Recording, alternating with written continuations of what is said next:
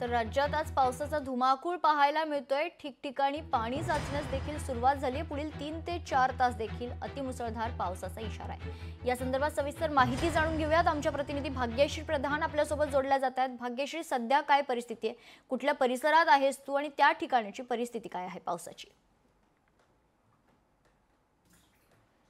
आता खरं तर दादर परिसरामध्ये आहे। आता दादरच्या काही भागामध्ये पाणी साचलेलं पाहायला मिळतंय, ज्यामध्ये दादर पूर्व भाग असेल, पूर्ण स्टेशन असेल, दादर रेल्वे रूळ असतील, सगळ्या ठिकाणी पाणी साचलेलं पाहायला मिळतंय। मोठ्या प्रमाणात पाणी साचलेलं होतं। अद्यापही हे क्लिअर करण्यात महापालिका प्रशासनाला यश आलेलं नाही। वरळी परिसरात मोठ्या प्रमाणात पाणी साचलेलं होतं। चेंबूर असेल, त्याचबरोबर अंधेरी सबवे असेल, या सगळ्याच ठिकाणी पाणी साचलेलं आहे आणि अजूनही क्लिअर झालेलं नाहीये पाणी।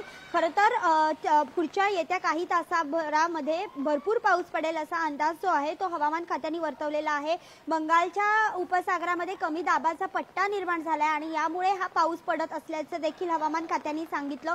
मात्र या सगळ्या पार्श्वभूमीवर जर आपण बघितलं तर कुठेतरी महापालिका प्रशासन फोल ठरलंय का, हे महत्त्वाचं आहे। त्याचं कारण अनेकदा महापालिका प्रशासन नालेसफाईचा दावा करते, आम्ही नालेसफाई केली आहे अशा पद्धतीचा दावा करते, मात्र 1 ते 2 तासात मुंबईत 1 ते 2 तास जर मुसळधार पाऊस पडला तर मुंबई पूर्ण तुंबते। याचं कारण खरं तर भौगोलिक परिस्थिती देखील कारणीभूत आहेच मुंबईची। मात्र त्याचबरोबर आता जर बघितलं तर संपूर्ण ठिकाणी गटार जी आहेत ती तुंबलेली पाहायला मिळतात आणि त्यातनं जे पाणी बाहेर आलंय ते सगळं साचलेलं आहे। निश्चित भाग्यश्री, जर आपण पाहिलं तर पुढील 3 ते 4 तास देखील अतिमुसळधार पावसाचा अंदाज जो आहे तो वर्तवला गेलाय। तुर्तास धन्यवाद तू दिलेल्या सविस्तर माहितीसाठी। लोकशाही मराठी ऐका, पहा, जागरूक रहा।